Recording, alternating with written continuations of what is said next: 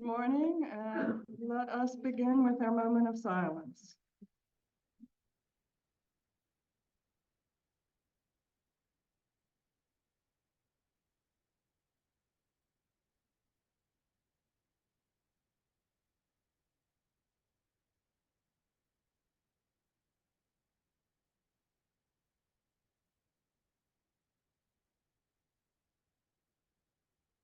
Okay. Our usual first item is to introduce new residents. I heard from a couple, but they're not going to make it today, but is Jenny Jordan here? Last night she thought she might make it. Looks like not. Okay. I'm sorry? Oh, sorry. Jenny Jordan, can you hear me in the back now? Okay. All right. Well, we'll do those introductions next month. And we've got some other people to introduce, and since they're really busy, we're going to have them introduced first. Todd is going to introduce our housekeeping staff. Good morning. I was going to ask if you could all hear me. So, Lena was going to introduce her staff this morning, but she just went home sick about 15 minutes ago. So what I'm going to do is call our housekeeping staff in and pass this down the row and ask them to say who they are, how long they've been here, where they generally are assigned, and anything else they'd like to share. So, call service.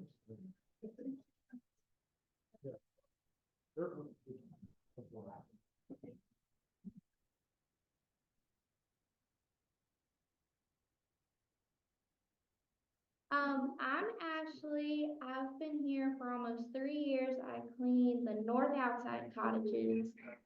We do have a few out today. Lena is not here. She is our supervisor. Sheila and Kaisha are the ones up in Borden, but they are not here today. LaShawn and Tasha are the Sycamore girls, but they are also not here today. And Aisha is not here also. I'm sorry. Hello, I'm Kelly. I'm Lena's floater. I'm everywhere, wherever she needs me, I'm there. I've been here almost 3 years in August. Here you go. Hi, I'm Austin. I'm your guys' floor tech for Kendall. I've only been here, I think, about 2 months now. Pretty great so far. Hello, I'm Teresa. I've been here 17 years and I work on the south side at the Dorm Apartments.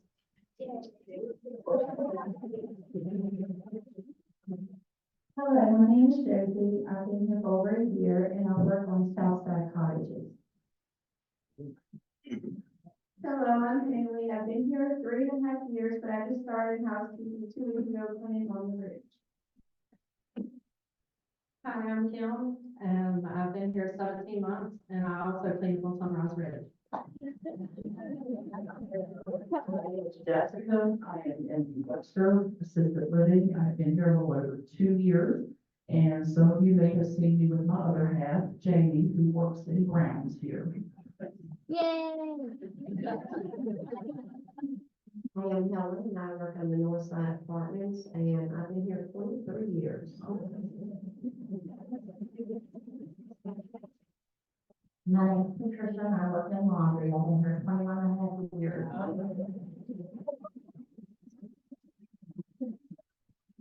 Oh, go on the group photo. You guys want to I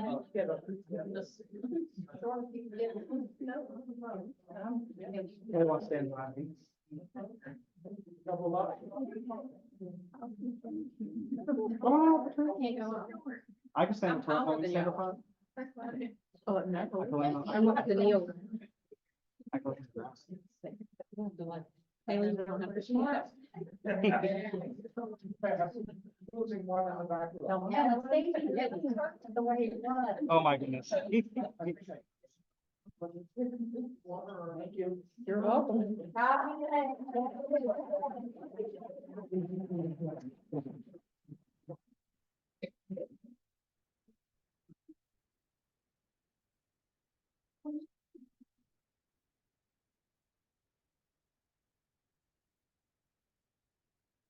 Okay, good morning, everyone. How are we doing this morning? Good. All right, so I have a few things that I need to share. After a year of searching, we actually have found a financial controller.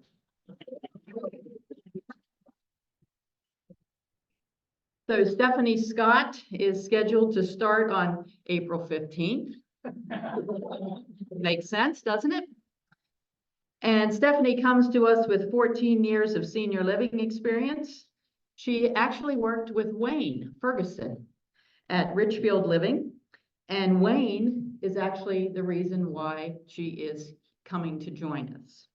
So Wayne really served a critical role in recruiting Stephanie, and they worked together in the past, and he's really anxious to work with her again. So good news for Felicia. She has 3 years to teach her everything that's in that brain of hers. COVID update, we are holding steady in Borden, at least as far as I know. Adam can correct me, I'm getting a yes. 5 staff members, 11 residents, they're all in the 400 hallway. Symptoms are mild, but yesterday or the day before yesterday, we added 1 in Webster. So we do have a resident now in Webster with positive COVID. So the reason for this is because of that. Vassar Bird, who is TKC, Kendall Corp's new CEO, will be visiting with us April 29th through May 1st. We are really excited to welcome her here. She wants to meet all of you, so we'll be putting together some meet and greets, so stay tuned for that. Wanted to also let you know that we have a few new faces in therapy, which is our Functional Pathways partner. We have a new OT, Shelley, and she is full-time occupational therapist. We have a new PT, Teresa Mayer, and she is also full-time. Unfortunately, she's out with COVID. And then replacing Heather as our Director of Rehab is Brooke Breeden. Some of you may know Brooke. She was here in the past as a PTA. She will now be our Director of Rehab. So we will get her to one of these meetings to meet her as well. Just a reminder, we have a meet and greet today from 1 to 3 in the clinic for Premier Geriatrics. They are our partner in the Borden Health Center in Webster. We are expanding those services. Please know that this is just another opportunity for you all to have an on-campus medical service. They're specifically geriatrics. They do nothing else but geriatrics. So if you'd like to know more about them, please show up between 1 and 3. It is not in any way an opportunity to replace the Rockbridge Area Health Center. So we've had lots of questions about that. I think Adam did a great job at trying to answer the questions he's received. He's in the back of the room. So if anybody wants to ask him any kind of questions, both he and I will be willing to answer those questions. So last but not least, I wanted to let you all know that I am going out for some surgery on Friday, the 22nd, which is this Friday, and I'll be out for a couple weeks for recovery. So Adam and Felicia and the whole crew will be here. You won't even know I'm gone.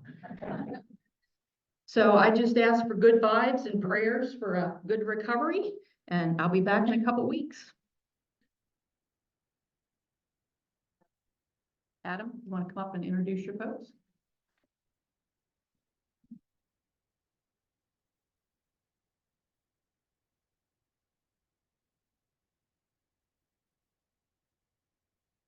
Hello.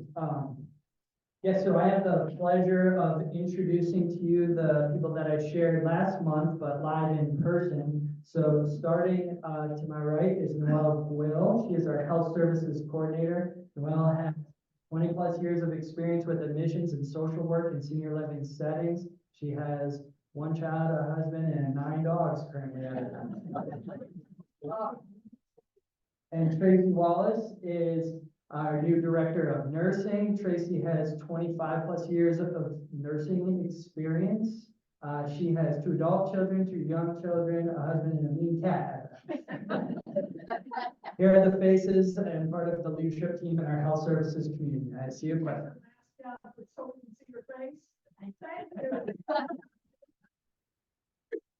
Thank you.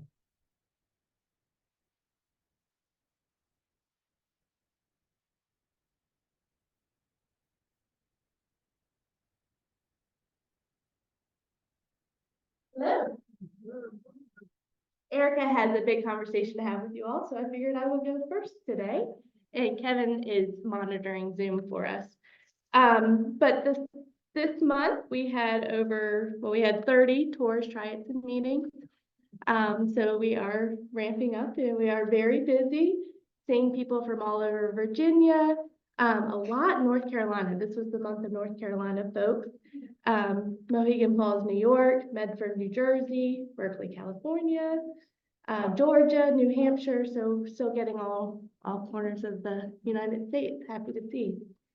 That resulted in 3 new waitlist members, one from Greensboro, North Carolina, one from Winston-Salem, and one from Fishersville, Virginia.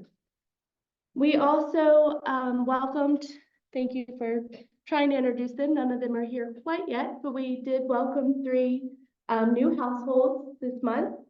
David and Carol Savageau are going to apartment 10 from Washington, D.C.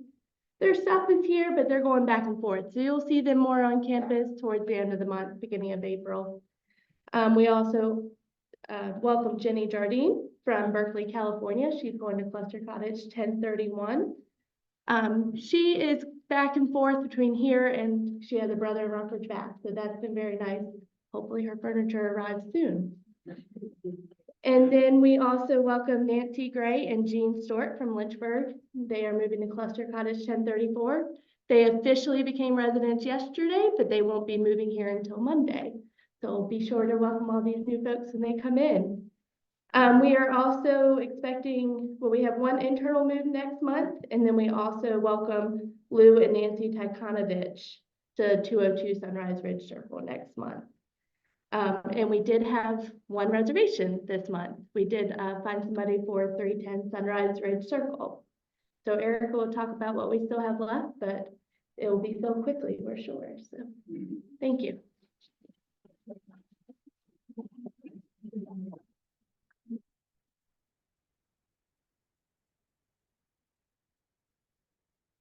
Good morning. One tiny little bit of housekeeping for the next speakers that are coming up. We are on Zoom, so please make sure you are behind the podium or they cannot see you. So thank you in advance for doing that. And to talk about Zoom really quickly, so we did switch back to Zooming. It will be available, the recording will be available within 24 hours of this meeting. And if you don't like it, let the residents council know about it, and then we can kind of evaluate how we're doing, but we're gonna try this for a few months. So thank you for your patience. We do have 3 unreserved apartments right now, apartment 107, apartment T12, and apartment 320. We're actively working on reserving those, but if you know a friend, let us know, and they're probably gonna have to wait behind a few other folks as we make our calls, but you never know. There are several people who got here much faster than they thought they were gonna get here. So in addition to that, one of those is a perfect apartment for an internal move. So I wanted to reiterate, there's 3 reasons for an internal move. One would be a death of a spouse, one would be a medical need, and the last one would be a financial need. If you qualify for any of those, please come and see me. If you think you're ready for a higher level of care, please come and see or go and see Wendy Mace. She is eager to talk to you about your options on that front. Another thing I wanted to cover before I get into the door access project is on April 28th and 29th, assuming there's no rain, we are going to have a video crew on campus, and we're making a 60-second updated Kendall commercial of sorts, which is going to just be in various places. I will be calling on all my actors and all my models on campus to be in that. So if you volunteer, even better, but just know if nobody volunteers, and you all usually don't, then I will be reaching out to you. So thank you in advance for that. So some of you have already talked to me this morning, but I wanted to get into it a little bit about the door access project. And I want you to save all your hard questions for Todd because he's up next. But so there are 2 options right now. One is the key card.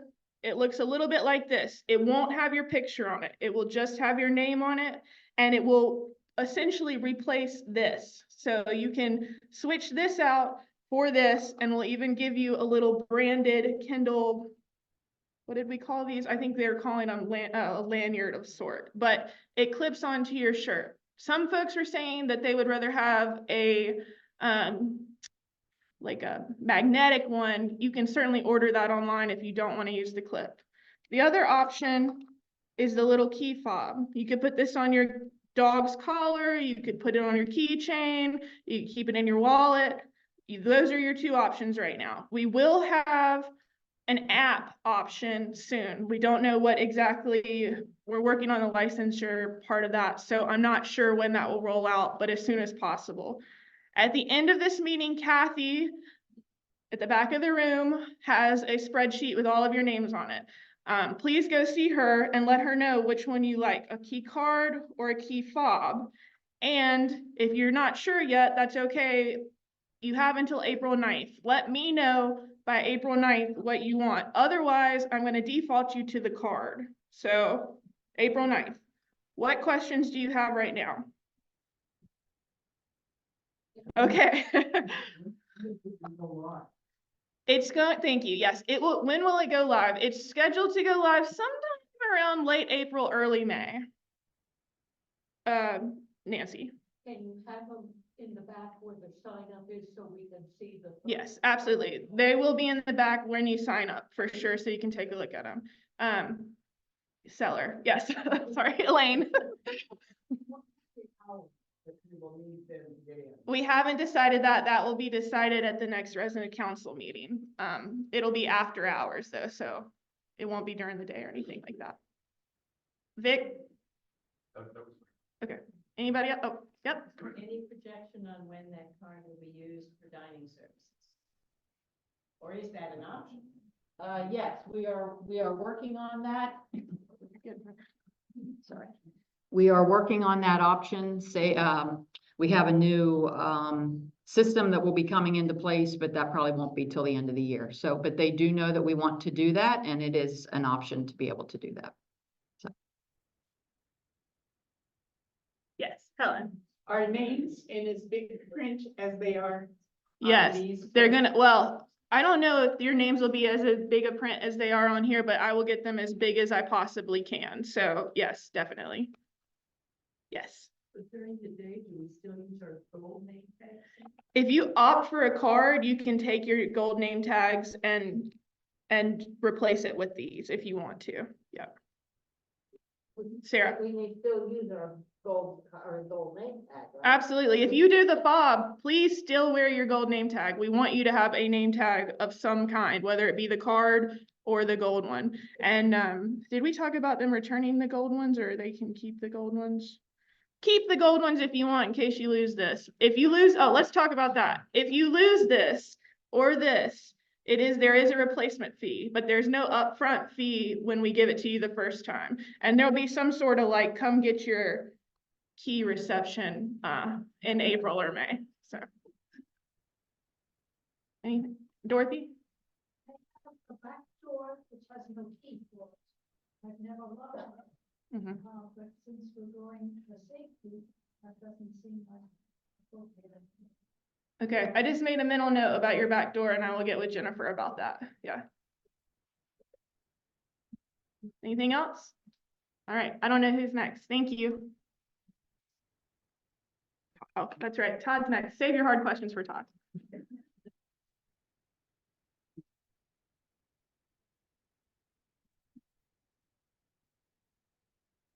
I will say that the division of questions of Save Your Hard Ones was not what Eric and I discussed before, so be it.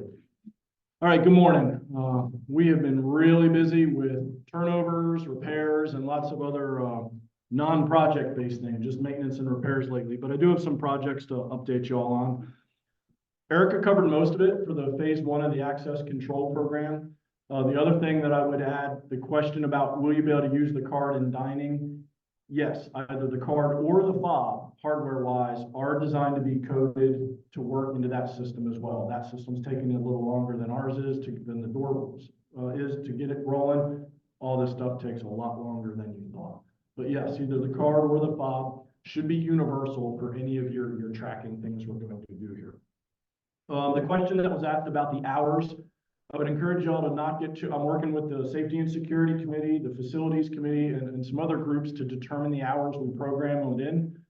That is the easiest part of this project, and it will take about 45 seconds for me to change the timing on when a door needs the card versus when it's automatically open. So that is very easy to fix. It's very easy to make adjustments to, so don't get hung up on the specifics of exactly what we're programming into it, because the hardware is the hard part and the expensive part. Going into the dashboard and making timing or calendar changes, things like that, is very, very simple, and we can do that. I don't need the contractor. I don't need any outside support to do that. We can make those adjustments as we want going forward, which is a big deal. I don't expect us to have it 100% perfect the first time, and I think as schedules change and events happen, things that we will make those changes based on y'all's feedback, working with the resident council and the facilities safety. So, okay, a couple other projects to share some information on. The Courtyard Irrigation Project has lingered, and many contractors have come and gone. It is supposed to be finished tomorrow, so we'll see. This is South River Irrigation, who's now picking up the last step. There's a little bit of controls and sensors that have to go in that the electrical guy said he wasn't going to do it and dropped the stuff and left. So we took his stuff and we put some of it in, and then South River says they'll be able to finish that tomorrow. So by the end of the week, I hope to have that in. I'll make the same comment on that, similar to the access control thing. The hardware is the hard part. The timing of that and when it irrigates and how much it irrigates, that is all we can adjust and we can change. So again, I'll be working with the Land Horticulture Committee to make adjustments to that once the hardware is in place and it's working. So you should be seeing some of that soon. The roofing replacement phase 2 is several weeks out, maybe a month or so. I don't have a hard date yet. They're looking at the weather. They want to be past the last hard freeze of anything now. And Virginia has a frost of May, according to our calendar. They're not going to wait that long. So they're going to be starting the cluster cottages and then Borden, I'll say a month, maybe a little longer than that down the road. Similar to phase 1, watch for a detailed email. I'll send out where the dumpsters will be, where we're going to build scaffolding and the access issues and things like that, just to make sure everyone's in the loop. We are very sensitive that there's lots of gardens and things like that around, so I will be working with the contractor to minimize the impact to y'all. That still gives them access to what we need for them to do the repairs, and then makes just the gardens and our access as least disrupted as possible. Also on the radar is another foundation repair. We did one in the central building on the north side, and we've done several small ones at some cottages and apartments based on some foundation issues.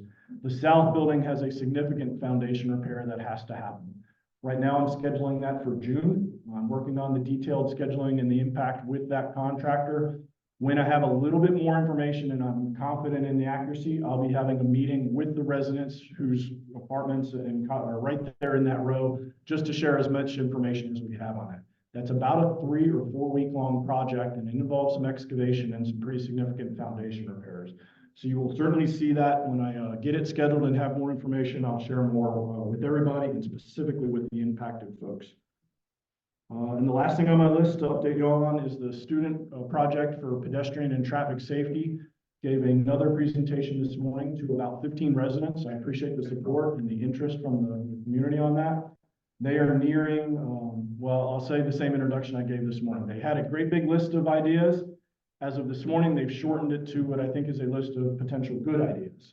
So now we're looking at what to do based on feedback from y'all and some of the subcommittees and folks who came to the presentation and so forth. There is some money in the capital budget this year to do that project. So it's not just going to go onto a shelf and be a nice binder. They will give us a nice binder, and when I have that, I'll put it out in the library area for folks to look through. But then by phase, we probably won't be able to get it all done. But by phase, I'm going to then start implementing the designs and the elements in that to improve the traffic and pedestrian safety. That was my list. Eric already went, so I can't say hold your hard questions for Erica. So I'll ask if there's any medium or easy questions for me this morning. Yes, ma'am. Mulching and lawn treatment. The question was about mulching and lawn treatment. So an email went out yesterday, I believe, that we're getting ready to go pick up the mulch and get that room. We are doing that in-house. And what we are not going to continue is the 5 tractor trailer loads of mulch that we've been buying in the past and creating mulch volcanoes everywhere. It was between $40,000 and $50,000 of mulch was being bought and then piled up in these horticulturally inappropriate volcanoes. Is that a good way to describe it? So we're trying to use the Virginia Tech standards to do things the way that they say is the right way. I'm working with the horticulture committee to have some standard. So we're going to be really raking and refreshing and then adding mulch as needed. So we're buying some mulch. We sent out the email yesterday. When that comes back, then I'll look at the volume I need and schedule it, but it will be shortly. We're going to do it. We're doing it a little later this year. So some of the shoots are up. So we're not just blindly covering everything and we can actually see what needs mulch and that sort of thing. So the deadline for giving us the information, I think, is early next week. When I get that information, then I'll work on the schedule and send out an email telling everyone when we're going to actually do it. What's happening out in front of, or the small entrance, where everything's been dug up and it's just, you know what I mean? I do not. Well, you know, the small entrance by the handicap spots. The entrance to the main building Okay. on the left-hand side, outside of Jim's office. Yeah. Okay. So the question was the main entrance out here, when you're looking at the building to the left, what has been done?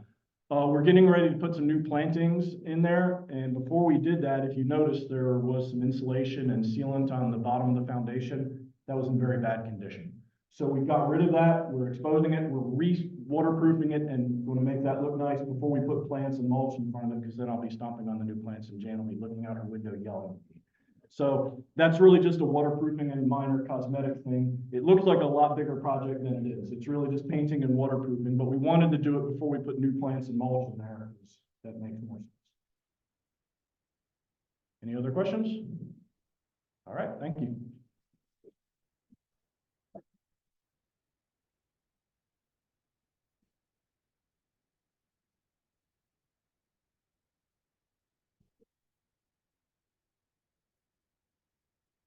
Thank you. We're here to tell you a little bit about what's going on in the Facilities Committee. I'm Bob Harrison and Dennis Cropper. We are co-conveners. And somebody asked me from our committee, how would you describe your discussion this morning? And I said, it's creative improv. Not too formal. Anyway, we have inherited the Facilities Committee after negotiating with each other following Burl Fisher and Bruce King, who set tremendous examples on what could be done through this committee to basically help staff, help residents. And we have learned in doing so that the external environment, now keep in mind, we moved in with COVID, we moved in with a major capital project taking place, we moved in with a new CEO, and ultimately we moved in with an entirely new staff of facilities staff. So change was in the wind. We've also learned that you can change if you want, but by the way, if you don't want to, you can't change. So, and change is risky. And as you may be aware of, we're the first, I think, co-conveners. We also decided with a fortunate group of 17 committee members, which by the way, we lost 4 and we gained 2, that it was very hard to make decisions in large groups. And therefore we divided up our committees into subcommittees. And as a result, at our monthly committee meeting, we review our plan, we get a summary, we ask for suggestions, and all the work is done outside. We've also learned that we need to better communicate more effectively and more efficiently with staff and not excessively burden them. It's a work in process. Actually, you'll hear from Dennis about some of the things we specifically are doing. I asked him to focus on the successes and not the other things. Because I think of the various things we've done, we've walked away from at least 2 or 3 of them. Occasionally, Todd has exercised his veto authority also. So with that, Dennis? Thank you. For those of you who are looking to join a committee, it's a great committee to join because we do nothing in the committee meetings, as Bob said. It's all done outside. But you do have to join a subcommittee. We initially had 8, I guess you would say, subcommittees that we designed. And we quickly found out that 3 of them have been abandoned anyway, that they were unnecessary. We currently have a subcommittee, and this again is where all the work is done, of campus oversight, where the individuals are, as they walk around campus, and anyone on our committee is doing the same thing. As you walk around campus, find something that you think facilities should take care of. We report it to one individual, happens to be Burl. Is he here? Yeah, way in the back. And he will enter it onto WorksHub and has a specific entrance into the WorksHub where he can track all of those initiatives that take place in public areas, not so much our individual homes. We have a capital planning subcommittee, which works 9 months of the year, nothing going on the first 3 months. Is there, Tom Goss? Working on what are some of the recommendations that we would want to make for the capital expenditures for the upcoming year. Preventive maintenance is a subcommittee that is looking at each of our individual living locations and trying to come up, what we have been doing is trying to come up with a list of those things that would be routine preventative maintenance on some of the units. An example, cleaning out ducts for the dryers or some other your routine preventive maintenance. Safety and security. This one is looking at and has been working with Todd on the, for example, the doors, the electronic doors that we're going to be moving into. And they've been actively involved with also the presentation this morning from the students about the traffic maintenance. A relatively new one is what we're calling resident resiliency. And we're trying to work with the facilities committee on what are some of the emergency responses that we should have in independent living. There's a good emergency plan for Webster and Borden, but there hasn't been a lot of detailed planning for what do we do when there's a major power outage or something like that for the independent living. And we've been working with Todd on that. We also have a new one that Bob and I are considering. We've begun to talk about it with the committee, residents helping residents. And we have found that Todd was telling us that often he will get requests from especially new move-ins. Can you send me a staff person over to help me move a piece of furniture or to hang a picture? And we're wondering if we can help the facility staff, if maybe there's a resident that could come over and hang a picture for them or to help out in some way like that. And this is just something right now in the beginning stages. We also found over the past couple of months, the past year really, that we can have some better coordination with some of the other committees on campus. And we have been working with 3 North, Sustainability and Horticulture to find ways that we are not just duplicating our efforts and working in coordination with them. We're working on ways to better engage and communicate with residents, and I would encourage you to read all of our minutes on Katie to give you an idea of what we're doing. Invite you to come to a committee meeting and maybe even join our committee. We're looking at some turnover that Bob has mentioned. I'd like to ask our facility committee members to stand up and be recognized. Would you all stand up, the committee members? We have a large representation. Thank you. Thank you. And I also want to recognize Todd and Dave for their great efforts and staff in working with us. It has just been a really good experience to work with them. Any questions or suggestions? Okay, thank you very much.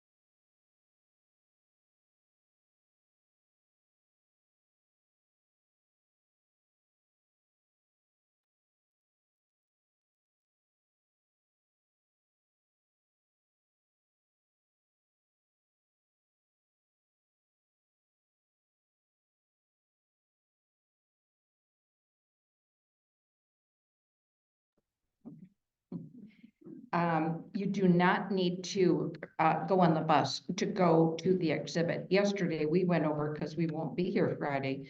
And we also ran into the Craigs who were over there. So it's a very interesting exhibit, but this exhibit only goes through Friday.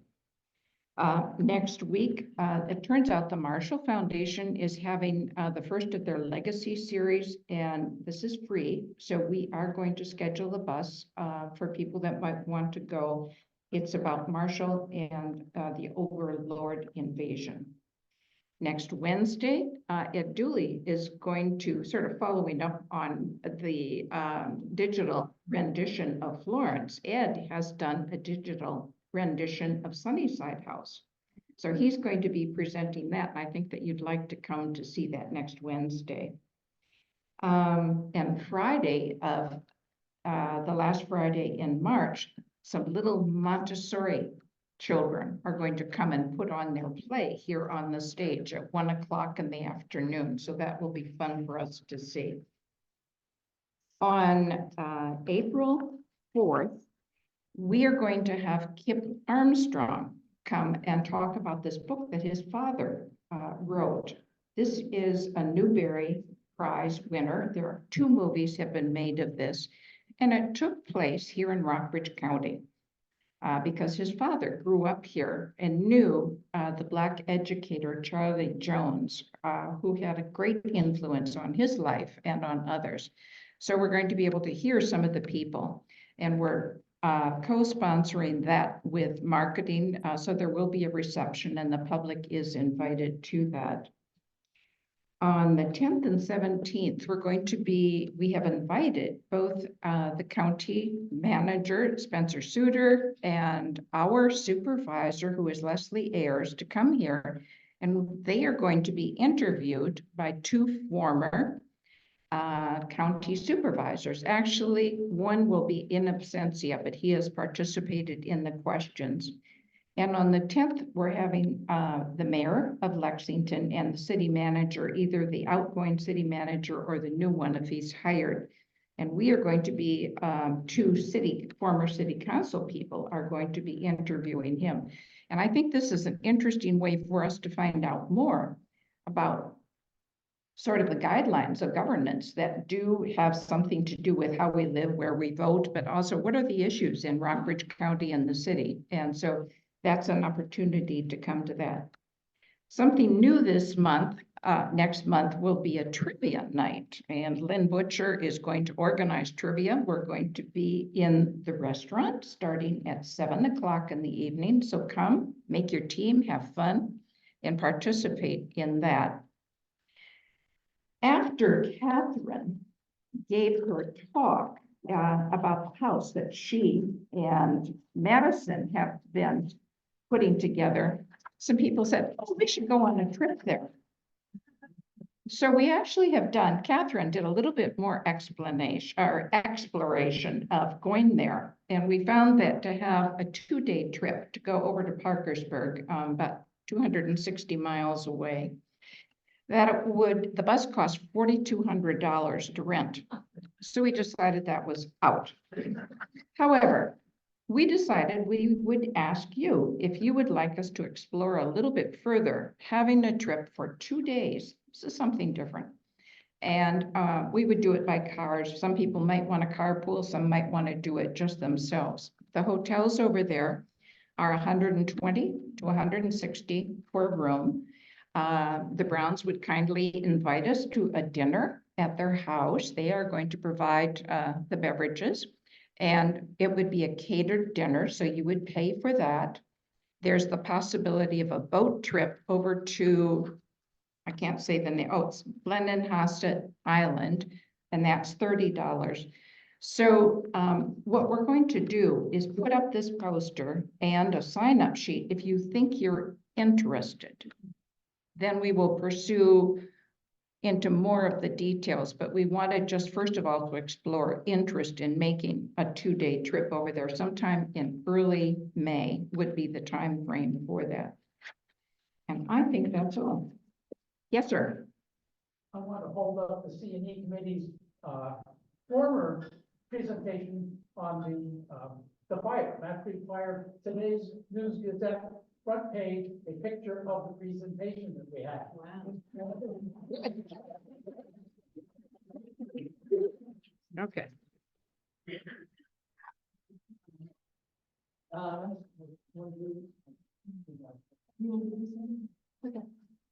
I have a person on the page here. May I bring her up?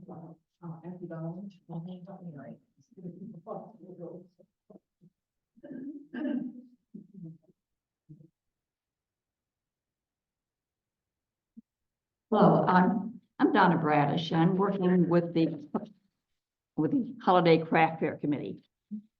We're getting our news out a little bit earlier this year than we normally do. But the craft fair will be December 6th and 7th. It's a Friday and Saturday. And this last year, we started having what we call a hands-on table, where we invited you residents to come to workshops and make things to sell at the craft fair.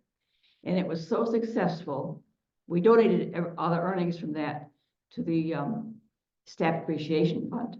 And it was so successful, we decided to do this again. So we are working to figure out a few things that we can make together, and we'll have a series of workshops over the summer and early fall. And then we'll have that table in addition to whatever you talented folks want to sell of your own. So we would be glad to have, last year we had 14 different people selling things of their own. We'd be glad to have more of you join us and sell things too. It's a great way for you to see the talented work of your fellow residents and for the community to learn more about people here at Kendall and what we can do. So get your creative thinking caps on. You'll be hearing more about all this as time goes on. We'll have articles and connections. So we're looking forward to having more of you join us on this program. Thank you.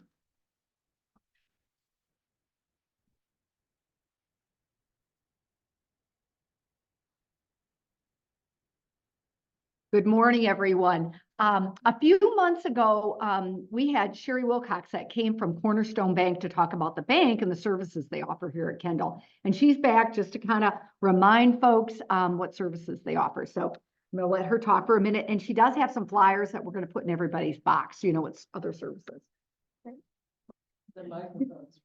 Okay, perfect. Thank you very much. I appreciate that. Like she said, my name is Sherry Wilcox. I am the branch manager of our headquarters downtown. I am also our business relationship services specialist, which is a terrible title. I don't know who came up with that. I just wanted to remind y'all that we are here. If you think of it, we have a mini branch right here. So anything that you can do in my lobby or in our lobby at our North Lee office or even Buena Vista, we can do here with the exception of safe deposit boxes. So, loans, new accounts, CDs, investments, questions about how to use our services such as online banking, all of that we can facilitate right here. We are here on Wednesdays from 10 to 12. That's typically Jean Anderton, who is absolutely fabulous at her job. And I think that might be it. Oh, we are available by appointment. If for some reason Wednesday doesn't work, if you want to call, just like every other business in Robertson County, we are exceptionally short-staffed right now, but we will get somebody here to help you with whatever you need, even if that's after hours. Does anybody have any questions for me? Yes, ma'am. Have safe deposit boxes downtown. Yes. I want to say I have two, and they are both the small boxes. I know that at our North Lee office, we have a lot. Yes, ma'am. Oh, I'm so sorry. Yes. She asked if we have safe deposit boxes downtown. And that's why I hesitate, because yes, we have them, and I think I have two available.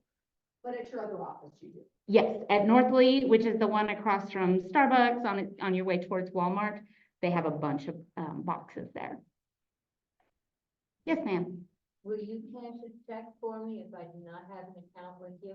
I would love for you to open an account with us, but unfortunately, yeah, we have to have recourse. When we cash a check, the bad guys have made doing business for the good guys much more difficult. So we have to have an account to tag if there's a problem with that check. And by problem, I don't mean overdrawn. I mean, there might have been fraud. There might have been a million different things. So unfortunately, you do have to have an account with us. Anybody else? All right, great. Thank you very much. You want to do your part?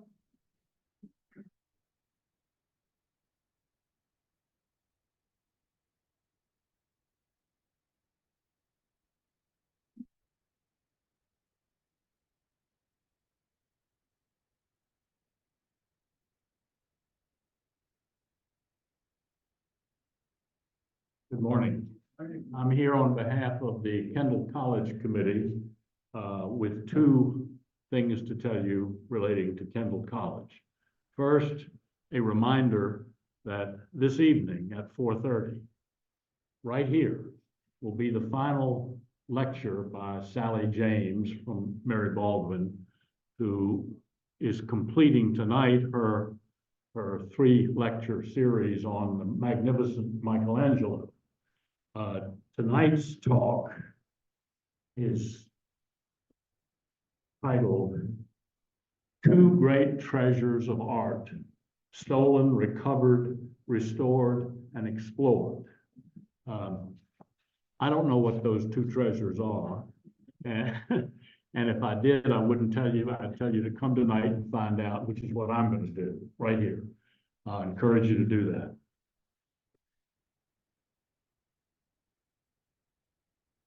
Second, our next Kendall College program will be in late April, early May.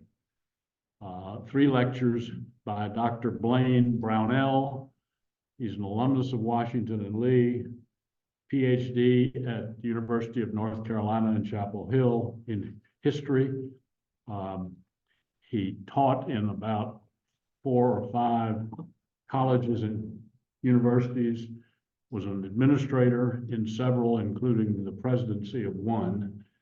He's now retired and living in Alabama, but he will be here to speak on 3 challenges that W&L confronted in the 20th century. The background is that W&L had a history written by Ollie Crenshaw, Jolly Ollie, for those of you who were around then and remembered him. Ollinger Crenshaw, a history professor, wrote a history of Washington and Lee that brought the history up to 1930. Well, about 10 years ago, the Board of Trustees decided that history should be updated. So they ended up commissioning Blaine Brownell to write a history to bring W&L up to the year 2000. This is his book. It's a hefty book. I read it. It's a real enjoyment to read about some of the things that I didn't know about because they were not at my level of student and alumnus during so much of that time. But Dr. Brownell is going to talk about 3 challenges that W&L confronted in these 70 years, 1930 to 2000. First is the challenge confronted by the board with a cheating scandal in the 1950s involving a bunch of subsidized football players when W&L was still playing Division I football. And that led to more than a dozen, I think, students being expelled under the honor system. And the board responded to that by deciding no more Division I athletics. And so W&L has had non-subsidized athletics since then. The second talk will be on the boards confronting racial discrimination in admissions and deciding in the 1960s that W&L should admit students of color, and that has continued since then. And the third lecture is the coeducation decision reached by the board. Finally, it seemed to me, W&L rarely is on the cutting edge of some of these things. In the 1980s, when W&L for the first time agreed to admit women as undergraduate students. I know you'll enjoy it. The dates are April 24, May 1, and May 8. And there's an article in the Current Connections, which will be out momentarily, I guess, soon. Thank you very much.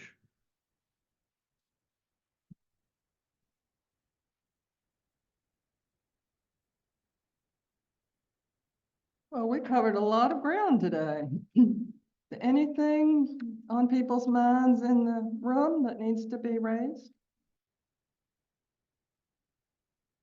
Then I believe we're done for another month. Thank you for coming.